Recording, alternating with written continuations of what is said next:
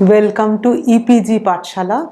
I am Dr. Shayantani Pal, Associate Professor, Department of Ancient Indian History and Culture, University of Calcutta. Today we shall have some discussions on the Vakataka polity. Our subject is Indian culture and the paper is Indian polity, and today we shall have some discussions on the Vakataka polity and administration. Now, who were the Vakatakas? The Vakatakas were actually the successors of the Shatavahanas in Deccan. Earlier, we had some modules on the administration of the Mauryas, on the administration of the Satavahanas, and then we shall have some discussions on a separate module on the administration of the Guptas. So to provide a linkage between the Mauryan polity and the Gupta polity, we shall have some discussions over the Vakataka polity. Here are our learning objectives. First, we shall begin with some introduction regarding the Vakatakas, where did they rule, etc., and their period of rule, and then we shall have some discussions on the king, the position of the king in the Vakataka polity, and then we shall have some discussions on the feudatories of the Vakatakas and the relationship of these feudatories with the king. Then we shall have some discussions on the queens, because as you will see that the queens were very important in the polity of the Vakatakas, a very uncommon feature in ancient Indian polity. Then we shall have some discussions over the administrative units, the officers involved in administration, the sources of revenue. Then we shall summarize our discussion. Now, this is the territory of the Vakatakas on the basis of the find spots. As you know that the Vakatakas had issued several inscriptions and most of them are land grant charters. First, they began with the land grant charters in a mixed language which was Sanskrit and Prakrit. But soon they moved on to Sanskrit, and all the subsequent charters, apart from their very first charter, that is the Vasim copperplate, all the subsequent charters were issued in pure Sanskrit language. So this is a map of the Vakataka territory on the basis of their find spots of their inscription. This has been prepared by Vidya-mitra, who is one famous scholar and who compiled all the inscriptions of the Vakatakas in a volume of the Corpus Inscriptionum Indicarum. So here we have Matsya on the west and we have Malava. So Matsya covers Rajasthan and Malwa covers the western part of the present Madhya Pradesh. Then we have the Godavari Valley. Then below that region we have Vidarbha. Vidarbha is the most important part of the Vakataka territory, and the center of their rule was in the Vidarbha region. And below that we have the kingdoms like Mulaka, Ashmaka and Kuntala. All of them were situated further west in the coastal region. So this was the territory ruled by the Vakatakas, prepared on the basis of the find spots of their inscription. Now the Vakatakas, as you can see, they ruled in central India and the northern part of the Deccan. They were contemporary to the Guptas. When did they rule? The Vakatakas ruled between circa 300 to the 500 CE. So as you can see, they were actually contemporary to the Guptas, and this is the reason that why we should have a study on the Vakataka polity separately, because it was during the Guptas that they had built a separate administrative structure in this region, which some of the elements they adopted from the Satavahanas, like the divisions, the names of the territorial units, and some other elements they adopted from the Satavahanas.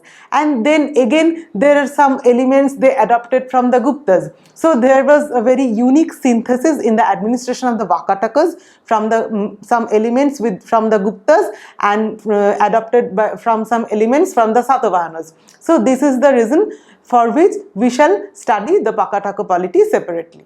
So on the basis of the geographical distribution of their inscriptions, K.M. Shrimali, who has another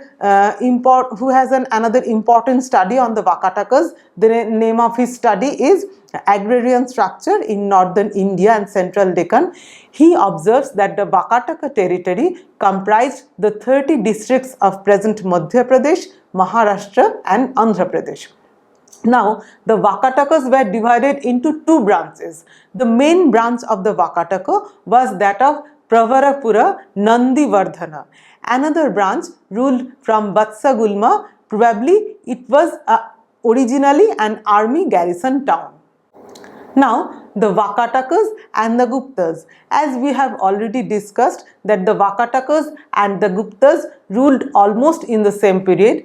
Under the Vakatakas, monarchical polity was consolidated in the region. This was actually the norm of the period, that most of the polities were actually monarchical polities, and the Ganashanghavar polity, which was again another alternative polity, that was on the decline during this period. So, arguing for the equal importance of the Vakatakas and the Guptas in the political scenario of India in the 4th to the 6th century, R.C. Majumdar and A.S. Altekar had named their study on the period as the Vakataka Gupta age. This is very important because as early as that period of the nationalist historians, they realized that the Vakatakas were equally important in the political scenario. They named their study as the Vakataka Gupta age. The importance of the Vakatakas as a political power is amply demonstrated by their marriage alliance with the Guptas. Prabhavati Gupta, the daughter of Chandragupta II, the Gupta emperor, was actually married to the Vakataka king Rudrasena II. So this indicates the importance of the Vakatakas. They were as important as the Guptas also wanted to have matrimonial alliances with this power. Why? We shall discuss these points later on. This is the chronology of the Vakatakas as prepared by V.V. Mirashi, about whom we have already discussed. They had two branches, beginning with Vindhya Shakti I, who began his rule probably in the middle of the 3rd century CE. He was succeeded by Pravarashana I, and then we have two branches. The main branch begins with Gautamiputra, then Rudrasena I, Prithvisena, Rudrasena II, and then the main branch ended their rule in the 3rd quarter of the 5th century CE. And then we have the Vatsagulma branch. It was the very first member of this branch was Sarvasena, and he was succeeded by Vindhya Shakti II, and they ended their rule sometimes later than the main branch in around 500 CE. For most of the period, this Vatsagulma branch actually served subordinate to the main branch of the Vakatakas. This place is called Mansar. This is a town in the Ramtek Tehsil of the Nagpur district in Maharashtra. Here we have many excavated structures. Some of them has been identified with a temple and a residence, and it has been suggested that these excavated structures probably belonged to Pravarapura, the temple and residence of the Vakataka king Pravarashana II of the main branch. These are some important publications on the Vakatakas about which we have already discussed. You have the study on the Vakataka Gupta age. The name of the study is very important, as we have already discussed. It was by R.C. Majumdar and A.S. Altekar, a very important study. And then another important study on the Vakatakas were done by V.V. Mirashi. As I have already discussed that he compiled all the inscriptions together. Not only that, in the introduction, Mirashi describes about the chronology of the Vakatakas, the succession of the Vakatakas, the administration, their religion, their art and architecture, everything. So this is a very important study on the Vakatakas. Now we shall have some discussions on the title of the kings in the Vakataka polity. Pravarashana I, he assumed the title Dharma Maharaja, and he performed Vedic sacrifices like Ashwamedha, Vajapaya, etc. Now, what is the significance of this title, and what is the significance of the claim made by Pravarashana I that he performed these Vedic sacrifices? Now, Dharma Maharaja means the righteous conqueror. So, Dharma Maharaja signifies a king who claims conquest not by force but by his right. So, this is the thing which Pravarashana I wanted to highlight, that he was a righteous conqueror, he does not conquest by force. Pravarashana I also assumed the titles of Samrat, which is a very modest title as compared to the Guptas. Then again his successors used the modest title of Maharaja. V.V. Mirashi.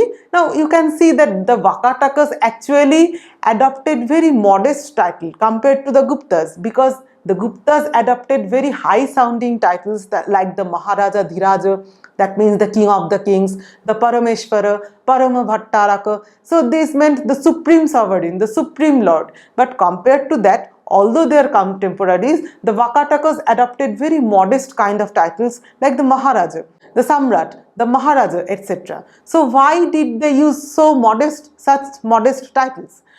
V.V. Mirashi points out that even before Samudragupta, when there was no question of subordination to the Guptas, the kings of the Vatsagulma branch had assumed the title of Maharaja.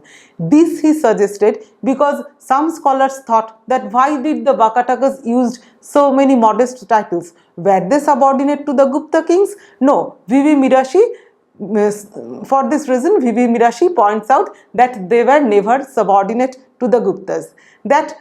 So the use of modest title by the Vakatakas definitely does not suggest the subordinate status.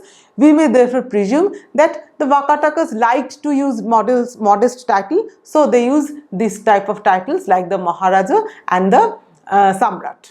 Now the order of succession as reflected in the records of the Vakatakas. Here we have the seal of a very important copperplate charter, about which we shall have some detailed discussion later on. This is the Chammok copperplate issued by Pravarashana II of the main branch.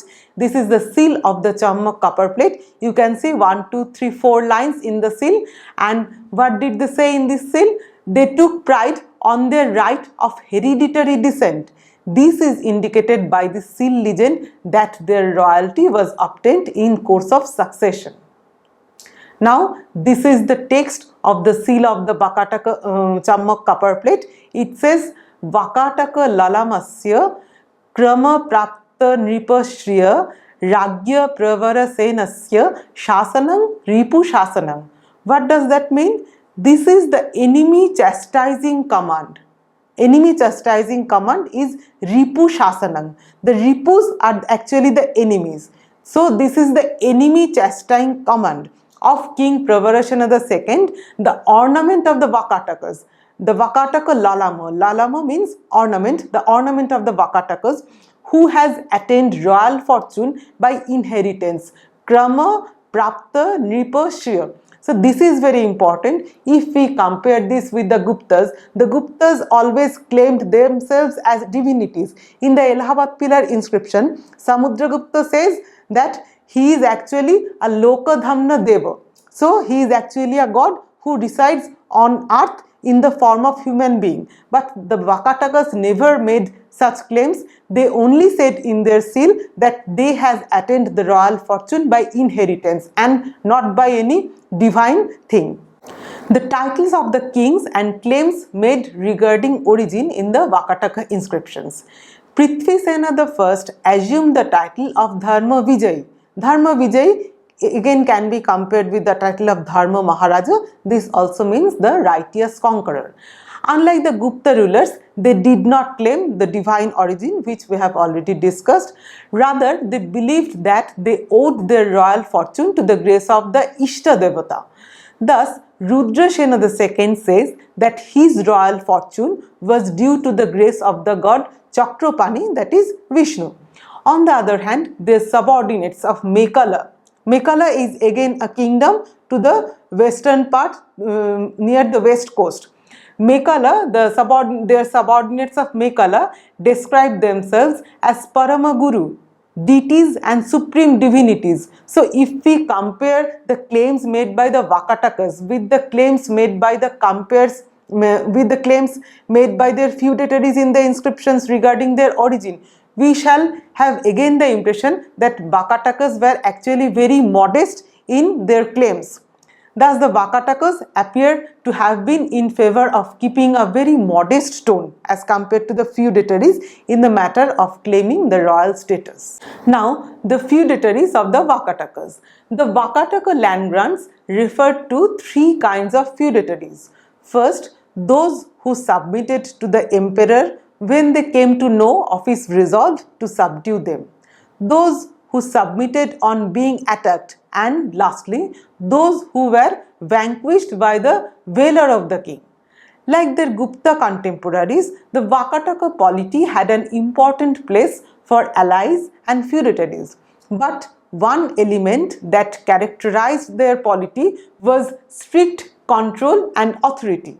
There is evidence showing that the Vakataka rulers actually exercised rigid control over their feudatories and administration. This is reflected in their inscriptions. The Vakataka feudatories do not fail to mention their Vakataka suzerains like Prithvisena I of the Nandivardhana Pravarapura branch, that is the main branch, and Harishena of the Vatsagulma branch. So as you can see that the Vakatakas feudatories always refer to their overlords in their charters. But this was not the case with the Guptas, where we find that several subordinates and feudatories of the Guptas, they issued land grant charters without naming their overlord. So compared to the feudatories of the Guptas, the Vakataka feudatories appears to have been much more modest. The Vakataka feudatories thus used modest titles in the Chammak and Pattan copperplate grants. Konda Raja and Narayana Raja both use the title Raja. This we can again compare with the title adopted by the ruler of Punravardhana, which is a province which was the Gupta province in North Bengal. The provincial governor of Punravardhana Bhukti assumed the title of Maharaja. So compared to this, the position of the Vakataka feudatories appeared to be quite humble and modest. Now the queens of the Vakatakas, as we have already told that the queens had a very important role in the polity of the Vakatakas. Unlike the Gupta kings, the Vakataka records do not refer to the queens of the ruling kings in their grants and the seals of charters, because in the Gupta copperplate they always trace their genealogy with the reference to the queens. So we learned that Chandragupta the first wife was Kumara Devi, or Datta Devi was the wife of Samudragupta. But in the Vakata chronology of the Vakatakas, the queens do not appear regularly. The only exception is Prabhavati Gupta, the Agra Mahishi. Agra Mahishi refers to the chief queen of Rudrasena II and Ajita Bhattarika, the queen of Narendra Sena. Why they were mentioned, this we shall discuss later. The former acted as regent of her minor son, that is Prabhavati Gupta, who is the daughter of Chandragupta II. She acted as the regent of her minor son Yuvaraja Divakarasena for at least 13 years. During this period, the influence of the Guptas on the Vakataka must have been surely increased in the royal court.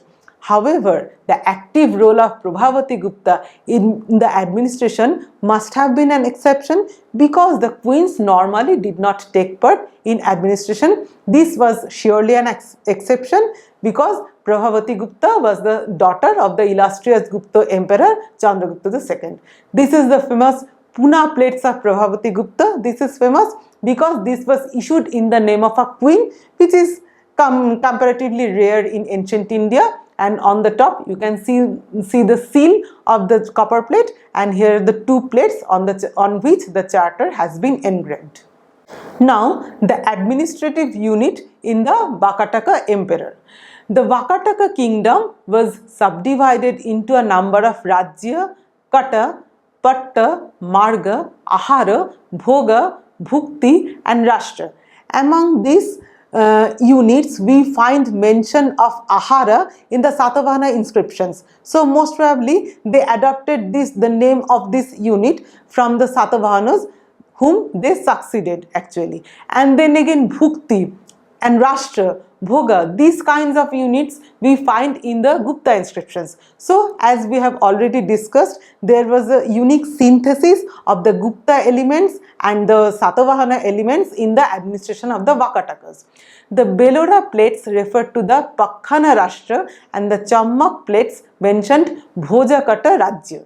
These larger divisions were again subdivided into Vishayas or districts, as for example, Panchagarta Vishaya in the Uttara Rashtra division of the Mekala state. Bhojakata was again a Vishaya in the Amaravati area. The Bennakata Vishaya was in the modern Bhandara and the Balaghat areas. These were again divided into Aharas, as for example, Shubhpratishtha Ahara in the Vardha belt, and again into Bhuktis, as for example, we have reference to the Asi Bhukti. The Rajya and Kata were larger divisions. The Rajya included subdivisions like Rashtra, Bhoga and Marga. Kata was divided into Pattas and Bhoga. The divisions Patta and Marga were probably named after their directions, which is very important. How did they name their divisions of empire? Such as Apara Patta and Uttara Patta. Apara means west and Uttara means north, and Uttara Marga, so the northern path, the Uttara Marga. Padmapura Purva Marga. So again we have a reference to the Purva Marga or the western path, or rather the western unit, and Padmapura Apara Marga, the western part of Padmapura. So they have named their divisions according to the directions. The other divisions like Aharas and Bhuktis were also probably the parts of the Rajyas. As the Vakataka inscriptions do not give sufficient information regarding the relations between these divisions, their status or their size, etc., it is not possible to present a coordinate study of the administrative division of the Vakatakas. Now, the officers of the Vakataka administration. The Dasha Kumara Charita of Dandi, who was a very famous poet, gives us a picture of the political and social life under the Vakatakas. It refers to the mantrins, that means the councillors, and the Adhyaksha or the heads of the departments, but they do not find mention in the royal records of the Vakatakas. The officers appointed to administer the Rajyas or the provinces were known as Rajyadhikrita. Chamidasa, mentioned in the Tirodi plates, was an officer of this rank, so he was a Rajyadhikrita. An officer called Bhojaka is mentioned in the India office plate of the Vakataka Devasena of the Vatsa Gulma branch. In the grant, he is mentioned among one of the touring officials of the king. The Sarvadhyaksha is mentioned frequently in the Vakataka grants. V.V. Mirashi thinks that he was the head of the secretariat. He had the right to appoint subordinate officers called the Kulaputras, who were responsible for the execution of the royal orders. Now the term Kulaputra suggests that they possibly belong to the royal family, because Kula is the royal family, or else he may also belong to a noble family. Kula means both a royal family or a very noble and elite family. Their primary duty was to maintain law and order. Now the Bhattas and Chhatras, they functioned under the Kulaputras. The Bhattas were soldiers, while the Chhatras, according to Mirashi, were policemen. Together, these Kulaputras, the Bhattas and Chhatras, used to visit the villages in order to collect the revenue. So we have references to the Agga Sanchari Kulaputradhikrita Bhatta Chhatrascha in the Vakataka copper plates. These persons could seize, they were very powerful, they could seize the treasure trove, work salt and other mines, and make the villagers work without wages for the state.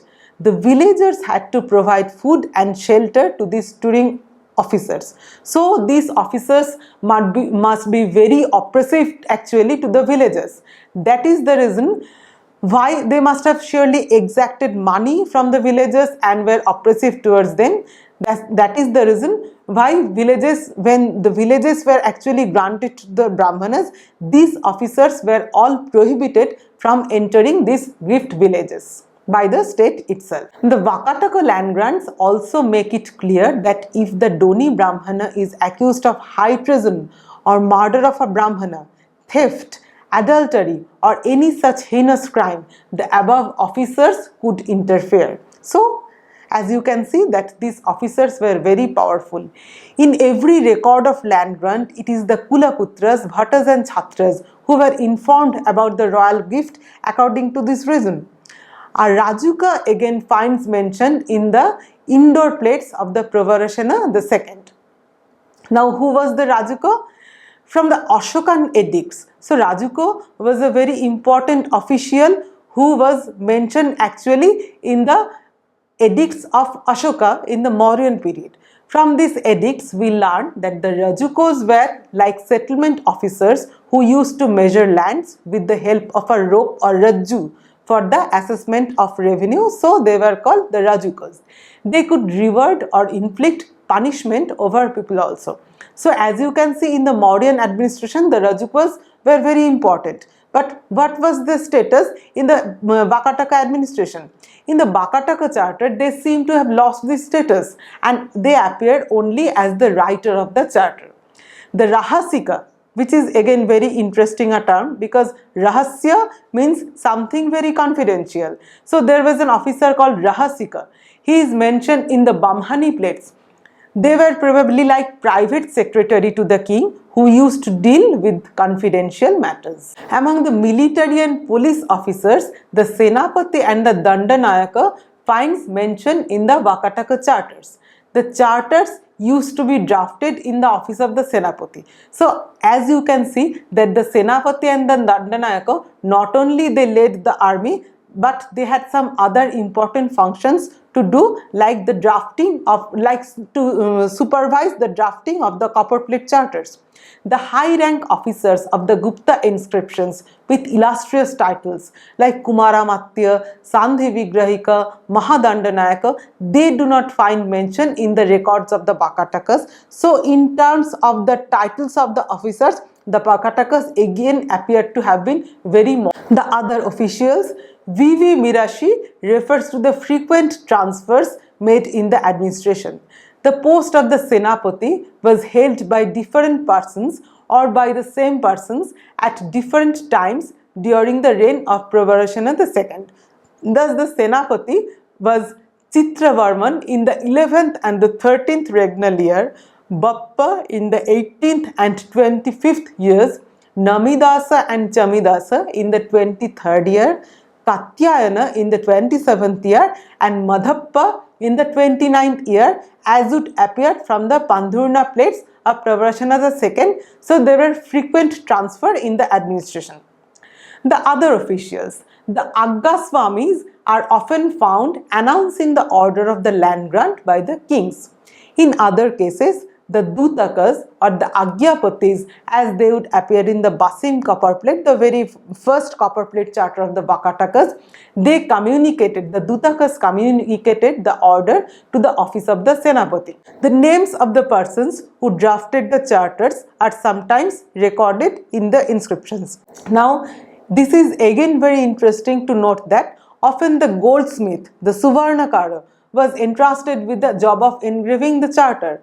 Why a Suvarnakara would be entrusted with the duty of engraving the charter? This was obviously due to his skill with the metal, that he could engrave with his chisel very well, so he was entrusted with the duty of engraving a copperplate charter. The village officials. Names of village officers actually appear in the Bamhani plates.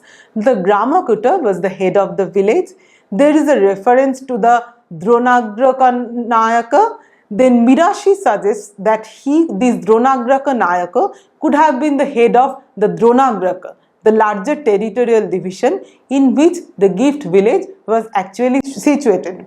In the Arthashastra, Dronamukha was the chief village among the 400 villages in a territorial division. So, the term Drona we can find in the Arthashastra and connect it to the term mentioned in the Arthashastra. The other village officials, Dronagraka Nayaka might have been the head of one such chief village, and hence he was an important official to be addressed in the royal charter. The Devavarika helped the Gramakuta in the matter of administration. He may be identical with the Dauvarika or Pratihara, referring to the village police. The Gandakas could have been responsible for collecting revenue and other dues and maintaining peace and order in the villages. So you can see that there were many important village officials who find mention in the Vakataka inscriptions, and the Vakatakas had organized a very elaborate machinery for the administration of the villages. Now, the sources of revenue. The chief source of income to the state was obviously land revenue. The Vakataka inscriptions refer to klipta and upaklipta. Klipta, in the sense of a fixed assessment, occurs in the Arthashastra. It probably meant land tax according to V.V. Mirashi. Upaklipta, on the other hand, may be minor taxes as would appear from the prefix upa. The state preserved the right to confiscate the treasure and deposits discovered accidentally. Traditionally, digging for salt was a royal monopoly to the kings. This was the case with every Indian polity. The Vidarbha region has salt mines. Mirashi specifically refers to the name of the village Lonar, derived from Sanskrit Lavanakara, in the Vidarbha region. It is particularly famous for salt mines. Again, fermenting of liquor was a royal prerogative. The Vakataka land grants contain expression Pushpa Khira Sandoha that indicates that the village officers were authorized to collect different types of taxes in kinds like flowers, pushpa, khira, milk, etc. The state could enforce people to work for public utility. Facilities like providing grass for feeding the horses and bullock, hides for seat and charcoals for cooking had to be provided to the touring officers by the villagers. Of course, the Agrahara villages, which means the tax-free villages granted to the Brahmanas by the copper plate charters, they were exempted from such kinds of payments and obligations. This is the Chammak copper plate of Pravarashana II. Why this charter is important? Because this is a unique charter which actually refers to some obligations put on the Brahmana recipients, because normally in the copper plate charter we do not find any obligation imposed over the recipients. All the obligations have been imposed on the villagers who reside in the gift villages, but in this case obligations have been also imposed on the recipients. What are these obligations? It says, and this condition of the charter should be maintained by the Brahmanas and the future kings as long as the sun and the moon will endure.